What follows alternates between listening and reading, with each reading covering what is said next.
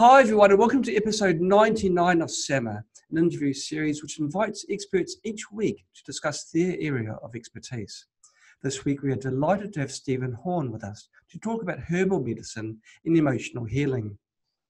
For over 30 years, Steven has been teaching people how to identify and remove the root causes of their health problems rather than just treating symptoms.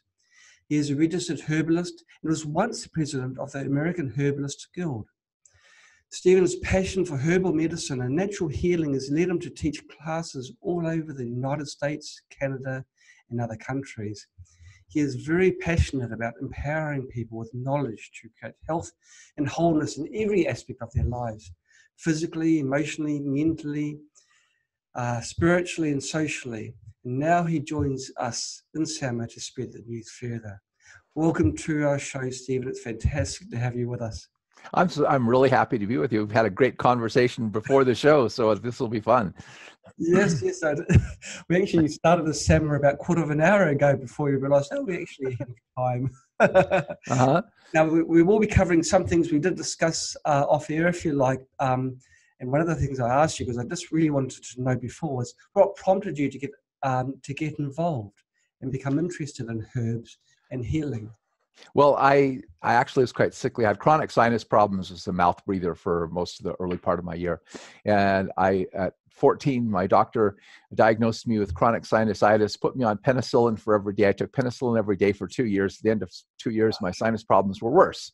And around that same time, I was in scouting and became interested in edible and medicinal wild plants and outdoor survival, and started studying medicinal plants. But it never occurred to me that they actually might be the answers to my problems until I was about 20, when this idea kind of came into my head that maybe the natural plants were better than the chemical medicine. And so I started experimenting with eating healthier, dabbling when using some of these herbs that I had I identified in the wilds, and I started also getting chiropractic adjustments, and I started to get well.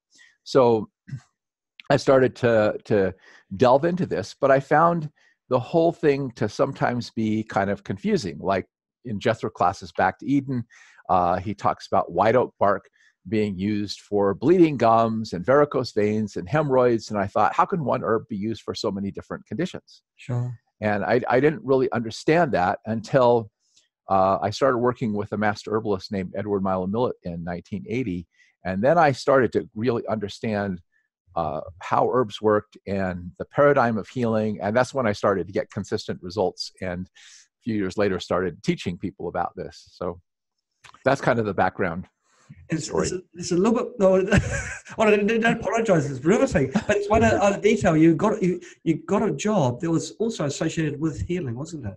Yeah, in 1984, after I'd been playing with the ideas that I came up with in 1980, I got a job working for Nature Sunshine Products here in Utah, and I was the editor of their corporate magazine. That's what I got hired to do. And after a couple of years, they started to figure out that I actually knew a lot. And when I talked to their salespeople, that their salespeople really liked to listen to me, so they basically started letting me go out and teach seminars for people. And in 1986, they started a school where people would come in from all over the country and would hear me teach for 4 days. There were some other presenters, but for 3 days of that, it was me. So, and I've been teaching ever since and writing about natural healing, written books and lots of courses and so forth. As a child, did you grow up in the countryside? Was it a lot? No, I grew up in the city. I grew up in downtown, 1 mile from downtown Salt Lake, the center of downtown Salt Lake City. But I fell in love with the outdoors. I fell in love with nature. So what's the big deal with herbs? Why do herbs have such a tremendous ability to heal? Well, I'll tell you what my first herb teacher, Edward Milo Millett, taught me that I still believe is true. And I think because I know you're interested in energy medicine, I think you'll gravitate to this. He said, light is life. Yes. That all light is a function, all life is a function of light, and that light is actually literally life. And that the plants capture the light energy from the sun, and they use the light energy of the sun to actually increase the vibratory rate of the elements and pull them into a dance so that they start moving in energy patterns that are created by the DNA and become living things. And then when we consume the plants, or the animals who have consumed the plants, we are not only getting the chemicals that the plants have created, we're getting the life force that is present in the plants. And so when we talk about the idea of denaturing something, yes, when we chemically process that, when we extract a particular chemical out of a plant, just like extracting sugar out of sugarcane or sugar beets, we denature or devitalize that substance. yes, And we have a chemical, but we've removed the life force, the energy that is present, that is really the source of life and health. yes. So I became interested in, when I started to understand that, I became interested in herbs as medicine because they are living things with living vibratory frequencies that affect us on a level that is much different than just chemical medicine. So I guess it's important not to boil the herbs. I guess it's more. Well, it's minimally processing them. I mean, some herbs you do boil or simmer to extract compounds, but they're still highly complex, just like the food we eat is highly complex. Yes. The more you break it down and isolate it, the less alive it is, if you will.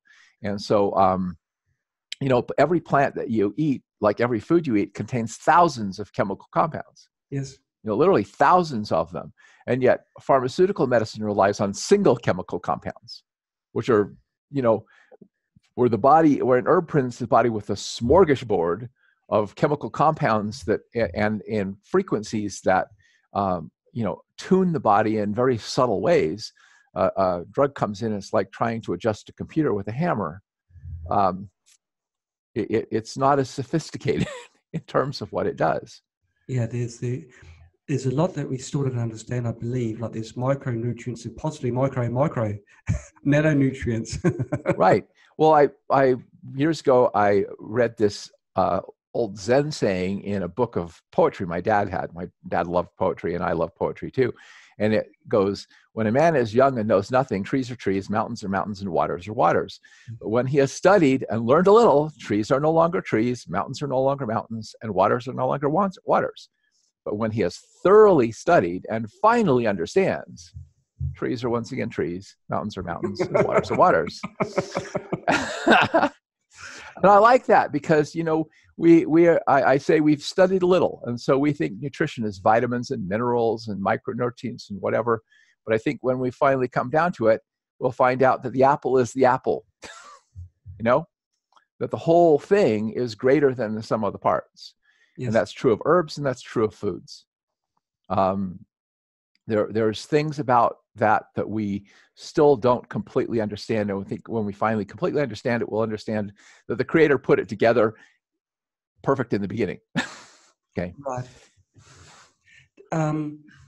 We talked a little bit earlier on about stinging nettles and how you experienced them, and you boiled it up and then you ate it, and usually you could eat something which had some sort of poison for your skin, at least. Now, a stinging nettle is quite a nasty thing to experience if you brush up against it. But when you boil it, it becomes something which is quite pleasant, a soup. Well, when it dries or when you cook it, the stinging part, which is actually a little needle-like structure on the thing that when you hit it, it injects you with histamine and formic acid. Formic acid is what's in an ant bite, and histamine, causes allergic reaction. So but those are neutralized when you do it. Now, what's interesting is containing those substances, nettle actually counteracts out allergic reactions, which is really fascinating if you take it as an herb. Okay. Cancel. So it's something like almost homeopathic, like as a plant. Yes. And it's interesting also that ragweed, which is one of the biggest pollen allergies that a lot of people have in North America, actually taken as an herb counters allergies. It's very interesting. That's what makes plant medicine so fascinating to me. it also really highlights why people should not look at things too close, but also step back and see a larger picture. Because if you, for example, if you got stung with a stinging nettle, you'd think, well, you'd never imagined in your wildest dreams you could eat it, and yet you can boil it. And I'm guessing that its nutritional value is quite high with the chemicals that it would contain. Oh, it is. Nettles are one of the most nutritious plants on the planet, which may be why they sting themselves to keep everybody from eating them. Sting people to keep everybody from eating them because they're loaded with iron, calcium, magnesium, vitamins. They are one of the best blood builders I know. I had a lady who was severely anemic and was a vegan, so she wasn't going to eat any red meat or anything. Oh. And I told her, just get a pound of nettles and just throw it into soups, throw it into stews, throw it into her smoothies in the blender. And she did that in 1 month. All of her hematocrit, iron, everything else came totally back to normal from being, almost bottomed out. Wow. And I've never seen an iron supplement do that. And yet there's a fraction of the amount of iron in nettles that there is in an iron supplement. So the body somehow is able to utilize what's in the plant in a way that it's not able to utilize the ferrous fumarate in an iron supplement.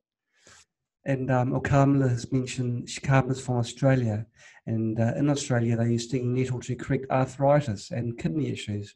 So it doesn't just stop there. But if you put it into a blender, surely the nettles will still be intact, the pins? If you what? Oh, if you put it into a blender, is it raw when you put it into a blender? No, it's the dried herb. And once you dry the herb, it has no sting. Really? Yeah. Wow. So the whole thing goes away when you dry the plant. But what you're talking about is one of the old European cures for arthritis is to flog arthritic joints with nettles. Basically, you take the raw nettles and hit the joint until it gets it all red and irritated, and then the body will get that reaction to thing, and it'll stop the pain and promote healing in the joint. That's really weird therapy. I've never done it, but I've read about it. No, you'd have to have a certain level of bravery, because if you've ever experienced stinging needle, you wouldn't want to experience it twice.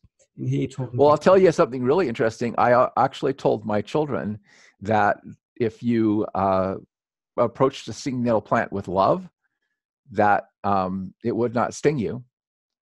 And I watched 2 of my children pet a stinging nettle plant for 5 minutes, and it never stung them. Here we're talking about somebody knows nothing, just sees a mountain, sees a tree, and then gosh, that's quite amazing. That was really, really amazing to me. But they were just gently caressing the plant and telling them they loved it, and blah blah. I never got stung. So it's got a form of intelligence, then, doesn't it? Yeah, plants. Life is much more. Life is partly consciousness, right? And that's what I think modern medicine is missing, and it's part of the reason why I'm into emotional healing and everything, is because we're not just machines. There's consciousness involved in healing. That's why we have placebo effect. That's why we have nocebo effect. That part of healing is belief, right? Yes, absolutely. Do you ever come across some fact that you think, gosh, everyone really should know this? Listen, I will tell you that the basic things I teach, I wish everybody could know. Yes. And I'll tell you one right now, okay? Symptoms are not disease. Symptoms are either the messages from the body that something's out of balance and needs something. Like when you get hungry, right? Yes. It's a symptom that tells you need food. When you're thirsty, it's a symptom that tells you need water. Yes. Okay? So symptoms are either messages for your body trying to tell you that you need to rest, you need to do something, you need to sleep, you need to whatever. Or they are actually the healing mechanisms of the body at work. And what I actually figured out that totally changed my paradigm was when I realized that runny noses, coughing, sneezing, fevers, sore throats, rashes, everything were actually responses of the immune system trying to fight off disease. and that suppressing those symptoms actually was fighting the body's immune system, trying to kick the disease out of the system. And I basically changed my whole way of thinking to actually helping the body to throw off the irritants that were bothering it. And I went from getting sick and taking weeks to overcome a cold to getting over colds and flu usually in 24 hours. Wow. And so I often would get my kids, they'd start to get a cold, and 3 or 4 hours later, they'd be well. So what would you do if someone's got a fever, for example, if they're running a fever? Would you? Well, most of the time when children are running a fever, their bowel is obstructed. Okay. You once you get the colon cleared, fever will go down. I've given kids an enema and seen as soon as their bowel cleared out, 15 minutes later, the fever was down and they were normal. I also, one night I had a stepson who woke me up in the middle of the night and go, "Oh, I'm hurt," and he's feverish and his stomach hurt and everything. And he would never let me give him an enema. So I had a liquid formula that I'd made for children as a laxative, and I had lobelia, which is an emetic that can induce vomiting as a strong relaxant. Mm-hmm. And I said, I'm going to get this out of him one way or the other. And and also was having trouble getting him to drink water. So I'd give him a dropper full of each of those things and get him to drink some water. And I did this for about 5 or 10 minutes. And finally he said, "Oh, my stomach hurts." I said, and he wanted to throw up, but he was afraid to. I said, "Just let yourself throw up." So he threw up and he immediately felt better. Mm-hmm. And then he, a couple of minutes later, he started to go, "Oh, my stomach hurts." But this time, instead of putting his hand on his upper abdomen, he was putting his hand on his lower abdomen. Right. Okay. So I said, okay, gave him a little bit more of the stuff over and had him drink more water. And and just as I was running out of the herbal remedies, he suddenly said, "Yeah, I got to go." And he got up on the bathroom, just filled the toilet. Okay. Because he was so constipated. And the fever came down. He did all his pain was gone. He went to sleep and woke up the next morning and wondered why I didn't want him to eat sugar sweetened breakfast cereal with his grandfather. But I've seen that happen many, many times. That if you let the body throw up or poop out or sweat it out or whatever, it throws off what's irritating the body and the body gets well. And that was one of the most amazing paradigm shifts I've ever had. So what I started to do is I created a model called the disease tree based on the work of a pioneer herbalist, Samuel Thompson, who said, "Let names of all disorders be like to the limbs joined to the tree. Work on the root and that subdue, and all the limbs will bow to you." And I came up with the idea of a tree where you've got all the diseases or the branches and leaves up top, and the roots are mental and emotional stress, nutritional deficiency, toxicity, and injury. All right. So those 4 things throw the body out of balance. If left undealt with, they eventually grow into various forms of illness and disease. So I always tell people, don't treat symptoms. When you're asking me, how do you treat a particular XYZ disease? You're asking me, how do you treat the symptoms? Your body is out of balance. I want to know what you're eating. I want to know what stresses you're under. I want to know what toxins you're being exposed to. I don't want to know what injuries you've had in the past.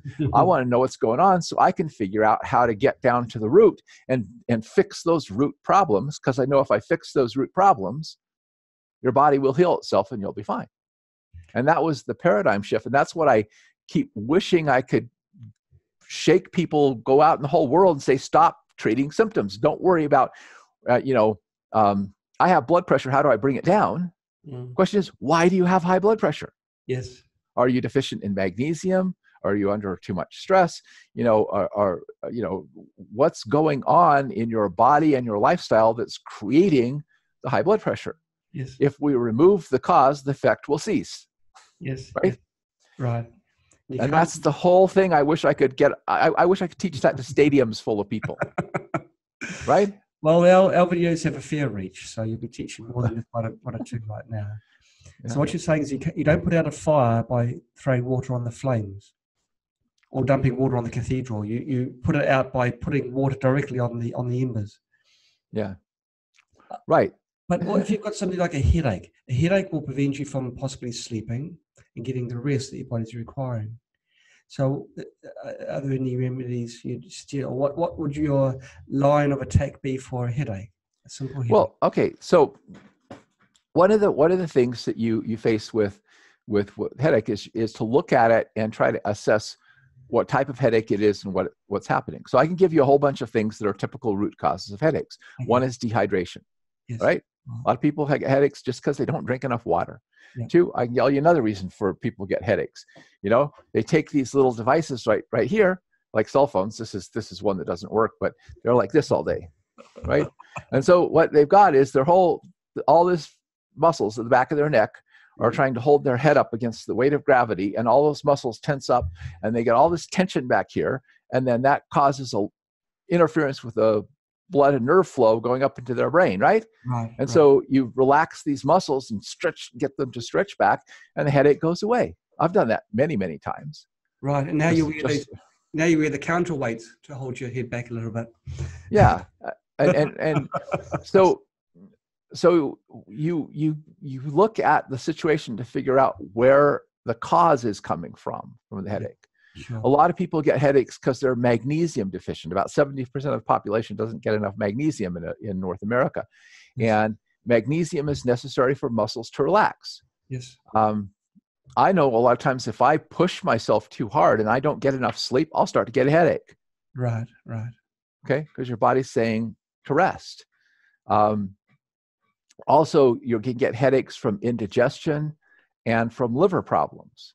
A lot of migraines come from liver problems. I'll tell you another one, emotionally, okay? A lot of times when we feel really, really burdened, right? Mm-hmm. We're like, right? Yes. It's the same thing as looking at the cell phone. You're slumping forward, blah, blah, blah. This whole area is tense and everything. And a lot of that comes from suppressing anger, from not being able to stand up and fight for yourself. So you're carrying all these burdens and all this weight of emotions on your shoulders, and so forth. Because, okay, I just want you to, I'm going to just give you just a sample of what I do with emotional healing and what I try to teach people about emotional healing. Sure. Okay, so imagine that you're angry about something. Yep. Okay, first of all, if you just suck in your breath and you feel that anger, and you'll feel yourself cocking your muscles right back here, right? Because what you want to do is you want to push away what's bothering you. Yeah. Right? You want to go away, right? But instead you go, gotta be nice. Okay. I can't say no. Okay, now what's happening in your shoulders right here? Yeah. Oh, I guess it's tensing up. It's staying chronically tense, right? So I get people to throw temper tantrums. Jump up and down like little kids. Okay? Let go of the tension here. Okay? Teach them how to say no, how to stand up for themselves. Not meanly, but just firmly, No. I don't want to do that. You could probably go a step further back from that, Stephen. Now, there are people that don't accept what other people do, that they block what is causing the anger in the first place. They don't accept that the person, for example, I can have someone stand in front of me and insult me. I'm not the sort of person to get angry. And it's not that I'm suppressing it, Stephen, it's because I don't accept, and it's not part of my emotional vocabulary. So at that instance, right. And so that might be the root, that may be one other way of it. Well, actually, the reason why people get upset by someone telling them words, which actually can't hurt them. I know. Okay. And often can't stand up to things that actually are hurting them. Yes. Okay. Is because at their core, they don't feel good about themselves. See, if I feel good about myself and you're sitting there insulting me, what I'm thinking is, what's bothering you? Yeah. right? That's 100%. Because there's nothing wrong with me. What's bothering you? I don't understand. More to the point, what's the matter with you? Well, yeah, or what's the matter with you? What's eating you? Okay. Yeah. Why are you interpreting me this way or looking at me this way? Sure. You see? I understand. And so when you live in a way that allows you to look in the mirror and you like yourself, because you're a person who acts with integrity and lives with integrity and are true to your own inner core values, right? That then you're going to like yourself. But when you act contrary to what inside you know you should be doing, you don't like yourself. And then what happens is you then project onto other people your dislike of yourself. So if you're a liar, you'll perceive everybody else as liars, and you'll always be telling them they're lying. If you're a thief, you're always accusing other people of trying to cheat you or steal from you, because you project who and what is inside of you that you need to work on onto all the people around you. The most suspicious people I know are people that have got every reason to be suspicious of. Yeah, in fact, I had to learn that that a lot of what people do is they project.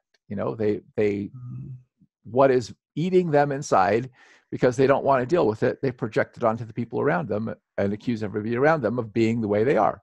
I mean, just think of the thing of telling someone because they didn't do something that you wanted them to do for you, that they're selfish. Just really think about that for a second. You want them to do something for you, and because they won't, they are selfish. Yeah, that use the mirror. That's projection, right? That's projection. I'm the one who's being selfish, right? There's not a way of interpreting it, is there? So, and I do find that whole inner emotional tension is a large part of why people get sick. Yes. They're not, they haven't learned to deal with what's inside of them. And I've spent a lot of time learning how to help people through that process. Right. And it's a process of guiding them internally to rediscover, their own inner ability to discern, between right and wrong, between what they should be doing and what they shouldn't be doing. And I liken it to the same thing that I said earlier about your body tells you what it needs. It tells you, gosh, I'm tired. I need to go to sleep. Oh, I'm hungry. I need to eat food. Oh, I'm thirsty. I need to drink water. Right? Oh, I've got pain. I've injured myself. I need to let this part of my body that's injured rest so it can repair. Right?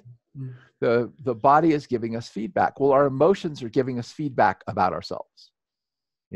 If I am behaving in a way that is integrous and doing the right thing, I will be happy. I will feel good, regardless of what other people around me are doing. Right. Right. But if I'm not, then I'm going to be angry. I'm going to be upset. I'm going to be afraid. I'm going to have all these quote unquote negative emotions that I think are telling me about everything out there, when really they're telling me about me. If I'm hungry, it's not anybody else's problem. If I'm thirsty, it's not anybody else's problem, right? Right. It's that I have to do something to take care of my body and to take care of my needs. And the same thing's true of my emotions. It's telling me about something I need to do to take care of my spirit or my soul or whatever you want to call it. The inner me. We are now 35 years down the track after becoming first interested in the herbs. With the information that you gather each day now is significantly more than when you first started, because you've got all the social media sites on the internet. We've got the internet. Back then we would have just had radio and TV. So now people are just swamped with this information, and the message that we put out will be watered down by this background noise. Right. And to suggest that people focus on the emotional needs and come to understand that what they're seeing is a portrayal of themselves on the inside How can you get people to really get it? That's what I've been really wondering. I mean, I put a whole course on emotional healing online at YouTube for free. Yes. Because I'm so passionate about wanting to get the information I've learned about working with people on that level out, that I put out there. How do I get people to watch that? How do I get people to pay attention to it? Because I am a pragmatist. Okay? What I'm searching for is stuff that works and works consistently, that I can actually see changes in people's lives. That's what I'm interested in. I'm not interested in someone's theory. I'm not interested in the results of the latest double-blind study on a pharmaceutical drug by a company that has a vested economic interest in proving that their drug works so they can make millions of dollars on it. I'm interested in wisdom that's tried and true, and when you put it into practice, it works consistently for person after person after person. That's what I've been searching for in all my career. And I found certain principles that I find consistently work. And how to get people to understand that is a problem, because I can get up and teach a lecture about working on the root causes of disease, taking care of your health. Here's what you need to take care of your health. And I can tell you at the end of that lecture, someone's going to come up to me and say, what do I do about my arthritis? What do I do? What do I do about this disease? What do I do about that disease? Right? Yes. I've just explained to them how to get rid of all disease. Yes. And they're coming up and asking me how to get rid of a specific disease. Yes. Because there's this illusion that's been created by our social structure that this disease, quote unquote, is some entity that has attacked me, right? Whatever. And so what I like to try to explain to people is darkness is not something. Darkness is the absence of something. So you don't cure darkness, you bring in a light. Yes. And disease is not something, it's the absence of something. Disease is the absence of health and vitality. You cure disease by restoring health and vitality. Yes. I call it treatment by prevention. You do the things you should have done to stay healthy in the first place. Okay? Right. And I don't do those things perfectly. I guarantee. I sometimes get off and you're out with a bunch of people and like, oh, come on, you can have some of this sweet dessert and everything, and start eating a little bit, and then pretty soon I want to eat more and I have to, okay, stop. And there are things that I don't do, but I still look at myself, being 65 in 1 month, and I look at other people who are my age, and they look so much older than me, and they're on all these pharmaceutical drugs, and they're like struggling with all these health problems. And I at least maybe have a few things that I need to work on. I could lose a few pounds and so on, but by and large, I have pretty good energy. I sleep well. I like myself. I enjoy my life, and so I think I'm living proof that what I teach works, right? Right. And people who I see who do the approach that I do have the same thing. I know people who are 75, 85 and are still doing this, and they're still seeing clients every day, and they're still in this business, and they have more vitality than some 20-year-olds, right? Yes, I agree. Now, if you succumbed to the temptations of dessert, that suggests that you're in a bit of self-denial for the purpose of being healthy. Is it difficult to have a lifestyle that gives health? Well, once I got away from eating sugar, I didn't crave it anymore. Okay. Because it's very addictive. Sure. But it's very hard. I find that the social aspect of this is the hardest part, and so I try not to be so dogmatic about things. Yes. As to be totally antisocial. Yes. But because there is a social aspect of health, you want to have friends, right? Well, yeah. So one or two will be nice. Yeah. And so, I always tell people it's not what you do once in a while, it's what you do every day, right? Yes, right. You try to, live a basic healthy life, and you don't do it because you're into self-punishment and self-denial. You do it because you like feeling good, right? Yes. The whole goal of it is to feel good. And if you feel good, you're on the right track. Yes. And if you feel good, you don't want to do things that make yourself feel bad. True. Right? True. Well, most people, but A lot of people feel good by smoking, and that makes their health.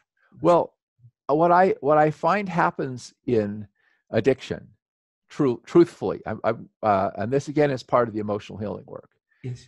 is addiction isn't so much seeking pleasure as it's trying to numb pain. Okay. The reason why we get addicted to sugar or why we get addicted to alcohol or why you get addicted to drugs or whatever is not because it's actually pleasurable to do, because it isn't.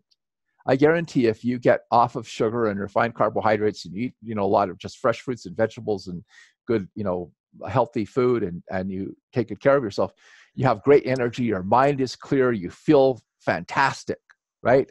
Yes. But and you eat a little of that stuff and you feel the negative effect of it once you get away from it. Mm-hmm. But the reason why you do that, if you think about when are you most likely to pig out on junk food, it's not when you're on top of the world. It's when something bad has happened and you want to go pig out to numb your emotions, right? Before we go any further, would you classify chocolate as junk food? No, I wouldn't classify chocolate as junk food. Then we can continue then. No, I think actually some chocolate, and I don't actually think that all sugar is bad. I use sucanat and I use honey, and I think it's nice to have something sweet. Yeah. I'm talking about chemical refined sugar, bleached processed sugar, bleached processed flour, which basically has become pretty much a lifeless chemical and is highly addictive. Yeah. I think it's nice to have sweet treats, and stuff. I like to make cookies with, natural ingredients. Yes. I have recipes for that on one of my websites, for ice cream made with honey and organic cream and milk. It's wonderful. Yeah. But I think that people are in pain and they're numbing themselves to their pain. That's what they're really doing. I understand. And trying to escape from it. And they temporarily escape from it by doing that. But then afterwards, there's a letdown, and the pain comes back and it's still there. It's still worse. And so we have to learn to confront our pain and figure out what's causing it and deal with it. Again, it's about getting back to the root cause. What is the root cause? What is really driving this problem? And that takes a little bit of like Sherlock Holmes detective work. You've got to figure out who done it. Not just that, but I guess it'll also take more time, because it does. To put out a furnace takes out it does take a lot of time to let the embers die down slowly. Mm-hmm. Now we're going to talk about emotional healing.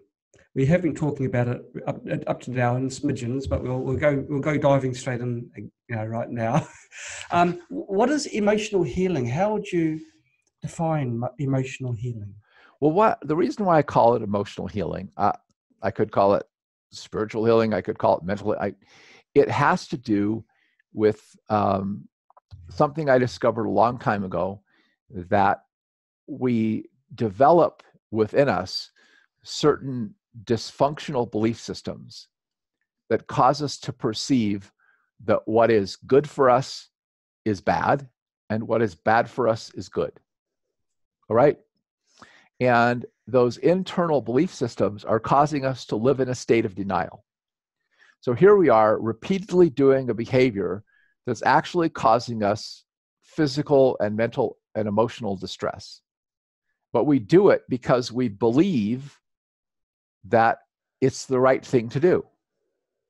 And we're avoiding doing what would actually make us healthy, what would actually make us emotionally bring peace to us and so forth. And I call those false belief systems, those illusions that have been planted in our subconscious, dragons. And the reason why I call it emotional healing is because what you're trying to do is get a person to get in touch with their feelings and truly acknowledge that they are in pain, that they're afraid, that they're angry, that they've got this internal emotional conflict, and really own it, take a look at it, and in that process, the dragon, if you will, reveals itself. And I could give you some stories that probably illustrate this better than trying to explain it philosophically, but Well, Go ahead and ask a question. Well, what would have started this illusion, this internal belief? Well, the story I tell, because it's a story I heard years ago that helped me kind of get this, is some, and this was another practitioner who told the story, of a young woman in her early 20s who was overweight, was trying to lose weight. And every time she would go on a diet, she'd get to a certain point, she'd start to lose weight, and then she'd suddenly get the urge to binge, and she'd gain the weight back and even more, right? So the practitioner, in trying to figure out what was going on with her, started asking her about when she started getting overweight and everything. It turned out she started gaining weight at about 6. And at 5, she had an uncle, I think it was, who had tried to sexually molest her. Gosh. And fortunately, he'd been caught as he was making the attempt. But everybody had been very upset. She'd been very upset. So there's all this like emotional stress, right, going on around her. And in the middle of that, her mom blurted out, "It's a shame she's not fat, because fat girls don't get molested." And that's the dragon. Understand? Wow. That idea goes into the subconscious mind and says, I have to be fat to be safe. Gosh. And as soon as that belief system goes into the subconscious mind starts operating to create safety. Yes. So that illusion is that this is making me safe, right? But it's an illusion because it's not making her happy or safe, right? It's not true. Sure. So one of the tools, and this is the single most, there's a lot of tools I learned to use to help uncover this, but the one that is the single most powerful tool is what I call the question affirmation. I actually learned that technique from a chiropractor on the south coast of Australia who taught this to me. If this woman says, "I am thin and beautiful," it triggers the dragon. As soon as she starts to think that I am skinny, I am beautiful, I look good, the dragon kicks in and says, "I'm in danger of being molested. We have to fix this problem," right? Gosh. So you ask it as a question, what would it feel like to be thin and beautiful? As you ask that question and you have the person breathe and you have the person kind of meditate and tune into that, the negative emotions come up, the fear, the whatever. You get them to breathe with those emotions, feel them, and the dragon reveals itself. If I was thin and beautiful, I would be sexually molested. Got it? Okay. Then you change the question. What would it feel like to be thin and beautiful and be completely safe? Now, the subconscious mind has never considered that question, right? Right. And as they do that, their subconscious mind processes through the dragon, and it'll suddenly go, boom, the light bulb comes on, and they see, oh, like I did this one, literally, I had a lady who had this problem, the exact thing. Okay, she was afraid of being sexually molested. Yes. And she suddenly her face just lit up. And she goes, "I choose the kind of men I associate with." Okay? And then I could get her to say, "I'm thin and beautiful and safe." And she could test that positively as an affirmation. In other words, we create a new internal belief system that replaces the old belief system that guides it. But we do that through the feelings. That's why I call it emotional healing. Through clarifying the emotions, getting in touch with the emotions. And as soon as the person sees the answer, sees through the dragon and sees clarity, they come to a state of peace and so forth. We do this with forgiveness. Like, what would it feel like to forgive XYZ person who's done something to me completely? Okay, once they go through, I can't forgive them, I'm angry. Well, get in touch with the anger, breathe with the anger, feel the anger. Do you like feeling angry? Blah, blah, blah, blah. No, I don't like feeling this way. Well, what would it feel like if you forgave? And once they go, "Oh, that would feel so good," I say, "Well, do you want to feel good?" They go, "Yeah." Then forgive them. "I forgive so-and-so completely. I forgive so-and-so completely. I forgive so-and-so completely." Boom. Yeah, okay. New belief system. You see, we all instinctively, in the center of our being, want to feel good, right? And when we're doing the right things for ourselves, physically, mentally, and emotionally, the reward is we feel good. When we're not doing the right things, we experience suffering. Yes. We're angry, we're hurt, we're afraid, we're in pain, we're physically, emotionally. And it's all about getting the clarity so that we can see clearly what is going to lead us to inner peace, what's going to lead us to love, what's going to lead us to all those positive feelings that is the truth, rather than continue to suffer and go down this other path that's creating this suffering, believing it's the only way, only thing we can do. And we acquire these things from our parents, from people around us, from school, from religion, from all kinds of different sources, right? That feed these ideas into ourselves that don't work. They don't work, right? Absolutely. But we continue to believe that they have to work because they're supposed to work, and they're not working. And so that's why I love that definition of insanity. You know, it's doing the same thing over and over again, expecting a different result. Is it right? Is it worse now that we've got the internet? So we've got all these idealism pushed onto us in mass? Well, yeah. I also think that it's worse because people tend to get locked into echo chambers on the internet. Yes. Because, the algorithms are designed to basically feed you what you like to look at, and Yes. then you continue to reinforce your current belief paradigms by watching other people who agree with your paradigms, and you don't ever explore other ideas. And what frightens me the most in society is the idea of censorship, of censoring ideas because they're quote unquote dangerous or might offend someone or whatever, because we have to be exposed to other ideas to challenge our current belief system. Otherwise we're stuck. That's the whole thing that needs to happen is if what you're doing isn't working, you got to figure out why it's not working and what you could do that would work. So like I was having really difficult problems in relationships with women. Right. And I had to do a lot of emotional healing, a lot of work. I was married and got divorced 4 times. Mm-hmm. And I had to go figure out that I did not understand men and women. I didn't understand relationships. And I had to do emotional healing with stuff related to my mom. Now, I've got this picture on my shoulder. I got a wonderful wife, okay, who I really love, and we have a great relationship. But it wasn't because I found a wonderful wife. It was because I changed. Understand? Yeah. I changed. Yeah. I didn't change the world. I changed and the world changed. And that's how it works. The idea of the law of the harvest, what you're sowing, you're reaping, is a fundamental belief of mine. So if you don't like what you're reaping, you have to change what you're sowing. It's a no-brainer, isn't it? It is, but it's hard to get people to understand this. Yeah, yeah. Because one of the things the internet does is addict us to the quick fix, right? Yes, that's right. That's right. Advertising addicts us, quick fix. Not feeling good, go buy something.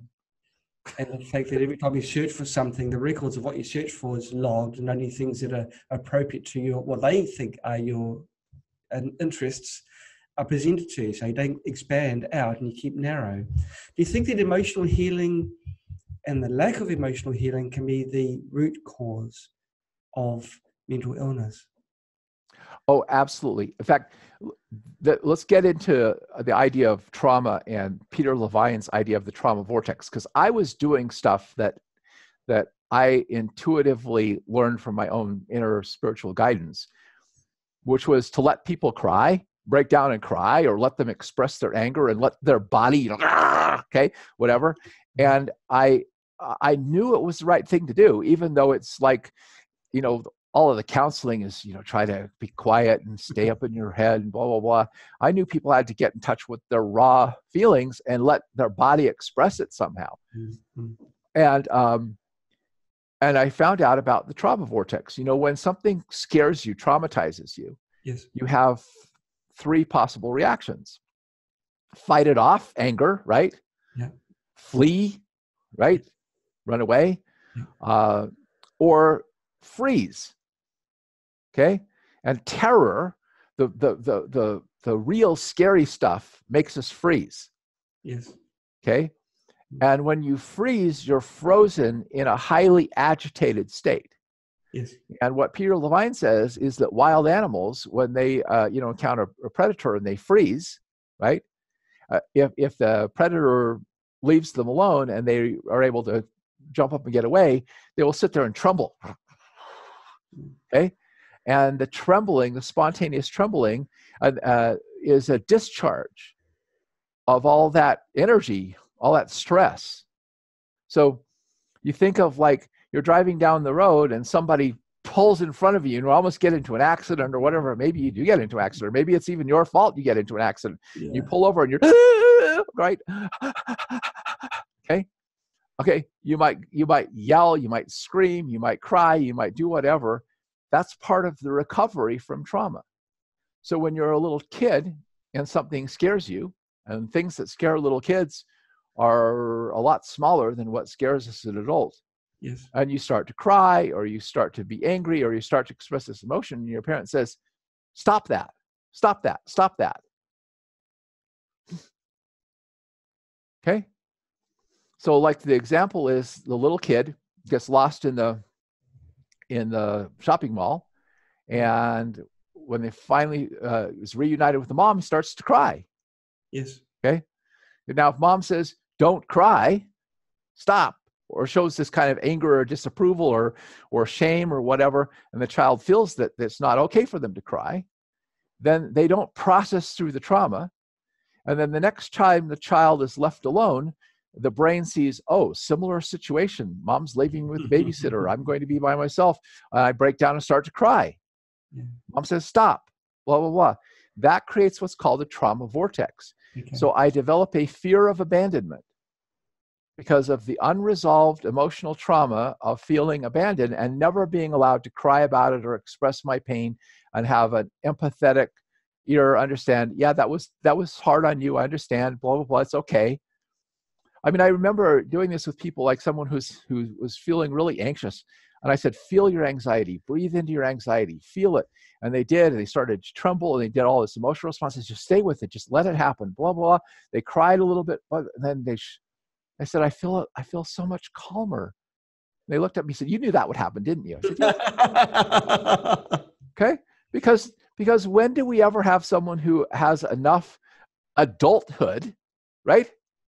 Who is enough of an adult and enough cleared of their own issues to basically allow us to talk about what's hurting us and bothering us and show emotion about it, right?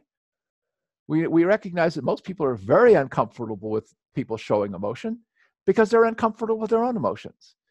So in the process of emotional healing, I'm comfortable with all my emotions, so nobody else's emotions bother me, right? Other people's anger doesn't bother me. Other people's sadness doesn't bother me. I just kind of feel empathetic, understanding. I understand that's trauma and pain and whether expressing itself, and I don't have a problem with that. And that's, a big part of emotional healing is just compassion, just being able to be compassionate. But mentally ill people have so many trauma vortexes, and they're connected to so many things in their life that they're constantly being triggered into this crazy, irrational state that you're in when you're traumatized. Understand. And they're desperately trying to express that, and you put them in a straitjacket, and you give them drugs. Which is new, isn't it? Because it's possibly going to make the vortex even deeper. It is. It's actually reinforcing the trauma vortex. Yes. And we're not dealing with what really is bothering these people. Yes. And they're talking crazy talk because, okay, there are two things that you can tell when you've been triggered into one of your trauma vortexes. And I guarantee everybody has done this and watched other people around them go into this. One is you start talking in superlatives. This always happens. This never happens. Everybody does this. You know, like I can tell when my wife gets triggered into a trauma vortex, she says, nobody ever helps me. I was just helping her, you know, for the last hour, but suddenly one of her kids does, and nobody ever helps me. You see, that's the talk of a trauma vortex, right? And the other thing is that you suddenly become emotionally irrational. You can't reason with it. You can't reason with a trauma vortex. Okay. You can't say, well, I was just helping you. Nobody ever helps me. Okay, you understand? Yes. So you have to just, yeah, honey, I blah, blah, blah. Kind of go ahead. And that's hard to do, you know, but it's what needs to happen. And I bet there are times you can think of when somebody said something to you and all of a sudden it was like, you just feel this surge of emotion and you're like in that, like, this always happens or this never happens or blah, blah, blah, blah. It's always, that's your trauma talking. Not so much now, probably John of maybe 10 or 15 years ago. Right. I mean, you've probably done a lot of work on yourself too. So it doesn't happen to you like it used to. but I get every single all the garbage. Yeah, when we take out our own garbage, we lose all of our triggers. We lose all of our buttons. Nobody can push our buttons anymore because we don't have any buttons to push. yeah, that's true. Hey, if someone's gone from the progress from emotional vortices to mental illness, can they go back? Can they return? What steps? I think they can. Now, I've helped people. You know, my mother was mildly schizophrenic. Okay. I actually did help my mom. My mom actually made a big turnaround. I did get her on a healthier diet. I mean, part of this is you'd have to have the right nutrition for the brain, right? You got refined carbohydrates are horrible for the brain. You've got to get the minerals and vitamins and things, the fatty acids the brain needs to function properly. That's part of it. You have to, help the person work through that. The hard part with mentally ill people is that I've had people I've had some people come stay with me who were labeled mentally ill. Okay. And while they were with me, I got them stabilized, normal, functioning pretty well, right? And then you send them back home to their family. The triggers and the environment. And the environment triggers them back in again, right? It's the same thing with, while they're with me, they're eating healthy, right? When they're back in the other environment. So I've many times wished that we had mental hospitals, right? Where we'd pull people in, we'd feed them a really healthy diet, we'd get them out walking in nature, and we'd do this kind of emotional de-traumatizing therapy with them and help them get to the point they become strong enough that they can go back out. But the person that I'm talking about, one person in particular, I had to get her away from her family. Yes. Get her out on her own. She's out on her own and didn't have all the family triggers. She was much better on her own than she was when she was having to deal with the family and the family dynamics. So yeah, I believe it's possible. It's just hard. And I wish we had the systems in place to really help these people. That's one of my dreams, is someday there will be those kind of places where we can get mentally ill people, where we're not like just trying to drug them and lock them up, but we're actually trying to help de-traumatize them. Because I will tell you that my experience, people who are mentally ill are typically severely abused as children or severely traumatized at a young age. Emotional. The power of the emotion again. Right. All right, we've come to the end of the Sam. I know it's getting pretty late on your side of town. If you were to be given one more sentence, which you have been, by the way, and on a positive note, which we try and end these Sammers with, what would you say? I like to tell people there are no incurable diseases. There are only incurable people. Wow. Incurable people are the people who don't want to do what they need to do to get well.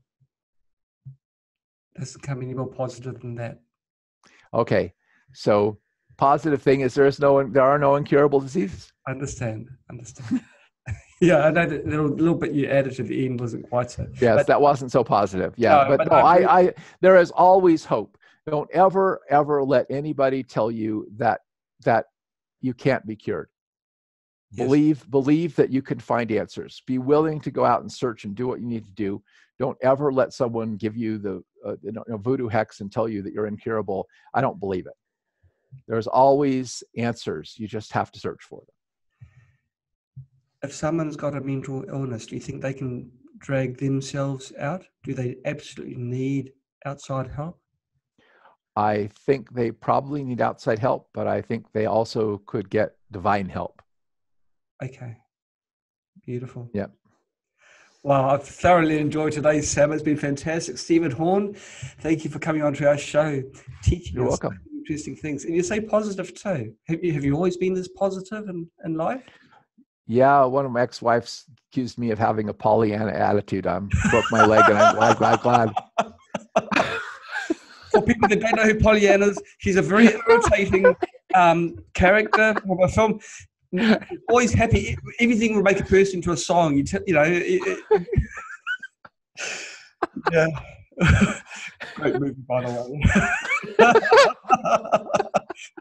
There we have it, Pollyanna, in the form of Steven Horne. Thank you so much for coming on to our show.